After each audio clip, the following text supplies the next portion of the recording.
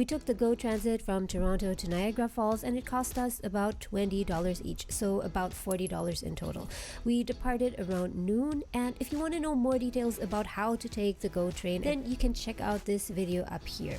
It will also be in the playlist at the end of this video. We arrived at Niagara Falls bus terminal at around 2:30 p.m. as we wanted it to be as close as possible to check-in time. But as check-in time was actually at 3 p.m., we took the time to get some coffee at the Third Space Cafe, one of the top-rated cafes in Niagara Falls, by the way. We walked there with our backpacks, which took us about 4 minutes. The Third Space Cafe is a really nice cafe. It has a cozy atmosphere with a lot of art exhibits. We both got an Americano and a latte, which cost $9.91 in total. We then moved to the Blue Gables Inn where we stayed for 3 nights. And that was a 9-minute relaxed walk from the cafe. And on the way you can see there are plenty of other really nice inns. But we really loved the Blue Gables bed and breakfast though. It was super clean, included breakfast, had fabulous hosts, and it was also budget friendly, really important. We spent $333.35 for this room with a balcony for 3 nights. Check out this video above here for a complete review. After this, we were going to have Indian food, but first we took a short nap. The inn lent us 2 bicycles for free, by the way, so instead of taking the bus or walking, we biked to dinner instead. And it took us about 9 minutes to bike there. The bus would take about 23 minutes. And by the way, here where Inchin is, there are also a lot of other restaurants. On foot, it would take you about 28 minutes, which is a bit long, but if you have time, it is actually a quite pleasant experience. Enjoy the beautiful scenery while walking along the river. And here we are at Inchin's Indian restaurant. The food was so good and we spent $59.19 here, including tip. It was very worth it. Click on the video up here for a full review. We made a quick stop then at the LCBO nearby and spent $6.50 on 2 beers and then biked down to the falls. That was only 6 minutes on bike or 22 minutes walking. And this was still end of April, still quite cold. And you can see that there's still some ice and snow, and it was just gorgeous. It was almost 7 p.m. by then and we spent about an hour here. This over here is the Horseshoe Falls. This is what it looks like from above, and it's one of the top must-see things to see in Niagara Falls. This time we did not go behind the falls or take the mist boat ride as I've done that before, but that's something I would definitely recommend if you have the budget and the time for it. But if not, you can still really enjoy the view just by walking along Niagara River, especially close to sunset. We rode our bikes back to the inn and stopped here and there, and the scenery was just lovely. I can't believe that across the river that's already the United States. And this here on the left side is the Rainbow Bridge that you can cross to get to the United States. We then went back to the bed and breakfast at around 8:30 p.m. and had a very relaxed evening. There was no cable, no Netflix, but we got very nostalgic watching some of the old X-Files series from the 80s or 90s while enjoying the beers we bought earlier. The second day started at 9 a.m. with a fabulous breakfast at the bed and breakfast. That's why staying at the inn is so budget friendly. It usually includes breakfast, whereas at a hotel like the JW Marriott, you can easily expect to pay around $20 to $30 or so extra for breakfast. And because breakfast was so plenty, we didn't really need to have lunch. And by the way, this is also one of the strategies we use when traveling to save money and also our bellies. We stay at a place with a big breakfast and then we skip lunch and do a coffee, snack, or even ice cream instead. Today we didn't take the bikes but mostly took the bus. And surprisingly, they even take bills on the bus and not just coins. The fare for adults for one ride is $3, but we decided to get the one-day pass for $7 each or $14 in total. And we bought the tickets directly on the bus.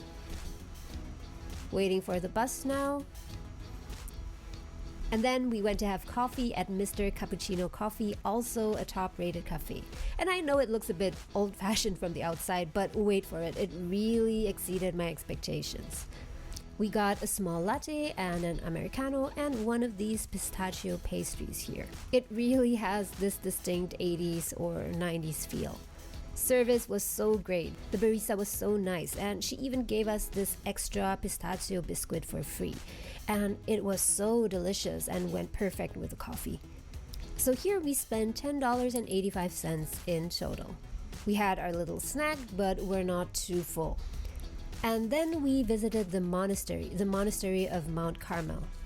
And it was just beautiful.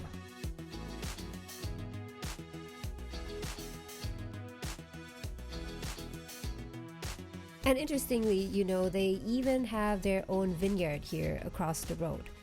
And it turns out that they even make their own wine and have a wine brand called Monastery Cellars.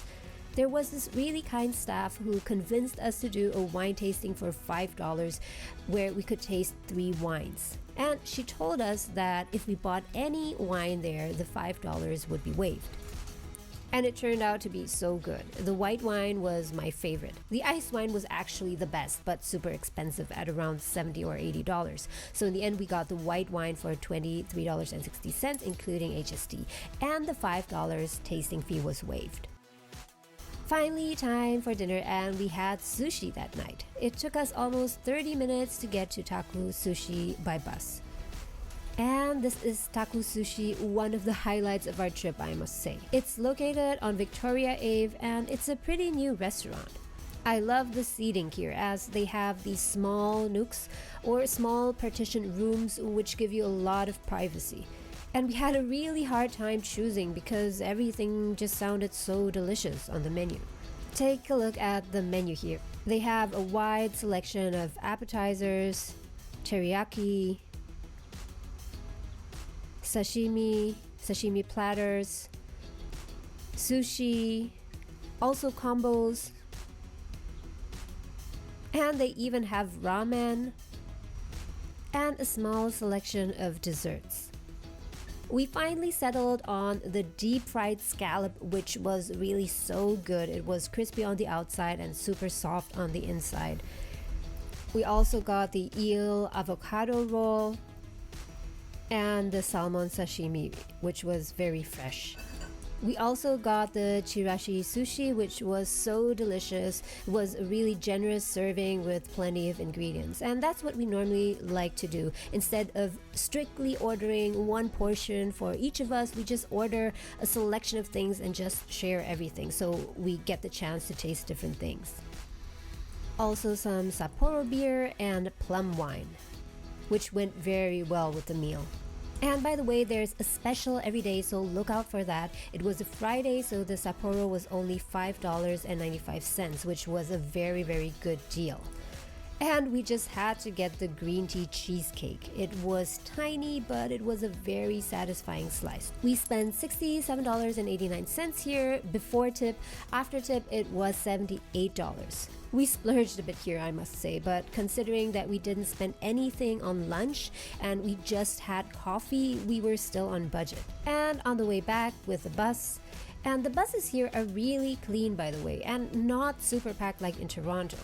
And we still had our day ticket, so we didn't need to pay for the bus again.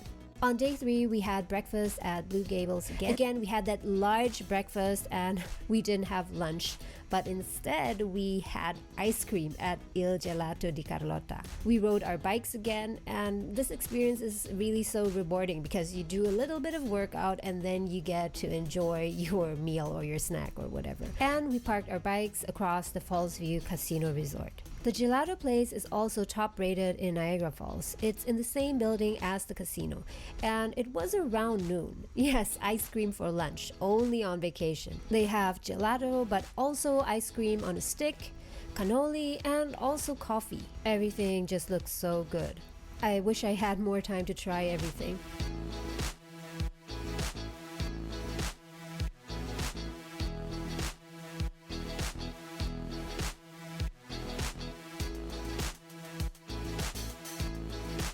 In the end, we got 2 lattes, but in hindsight, I would have chosen an Americano instead because the ice cream was so rich and it would have been a perfect balance to have a plain Americano instead of those creamy, milky lattes, but still, it was very, very good.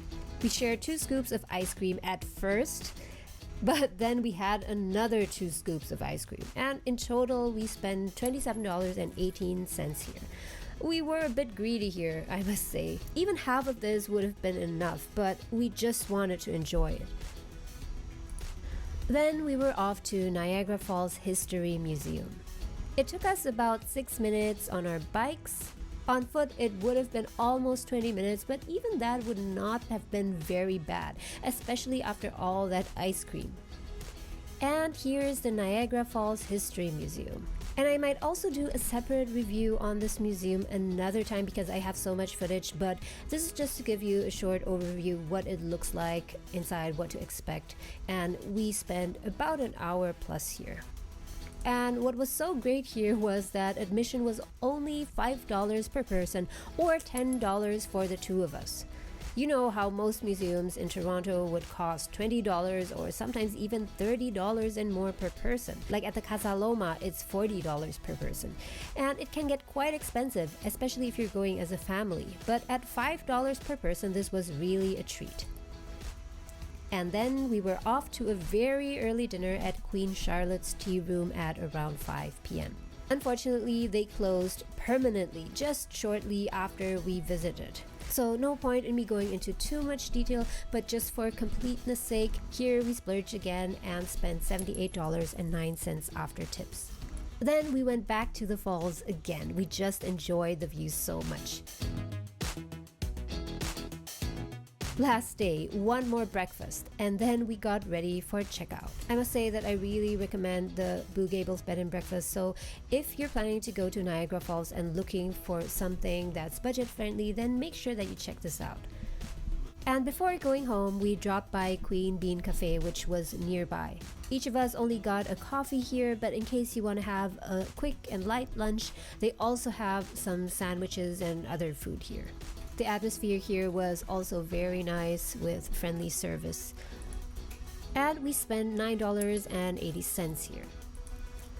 We then headed to the bus terminal, and because the bed and breakfast was so close to the terminal, we could just walk. And waiting for the GO bus and the GO Transit back to Toronto cost us about $20 each or $40 in total. But that also included the TTC fare because when we arrived in Toronto, we switched from the GO train to TTC. So here's a recap of our spending during our 3 nights and 4 days relaxed getaway to Niagara Falls.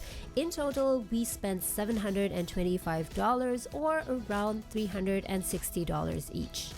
And as I said before, breakfast was included in the Blue Gables bed and breakfast booking fee, but make sure that you check the details again because the rates of course may change from time to time. So we spent $0 on breakfast every day and we did not have lunch. Instead, we splurged on a really good dinner. So we spent slightly more on dinner, but considering that that was our only big meal on each day, we were pretty much still on budget. We also didn't spend much on sightseeing and we took public transportation and also biked. And one tip I have, if you want to make your trip really practical and hassle-free, pack just 1 light backpack per person. That way it's easy to just hop on and off a bus or walk and take the bike. And if you have your own bikes, you can take your bikes with you on the GO bus and GO train. In this playlist here, there are more videos on Niagara Falls, so check them out to see what else you can do there. Thanks so much for watching and see you again soon.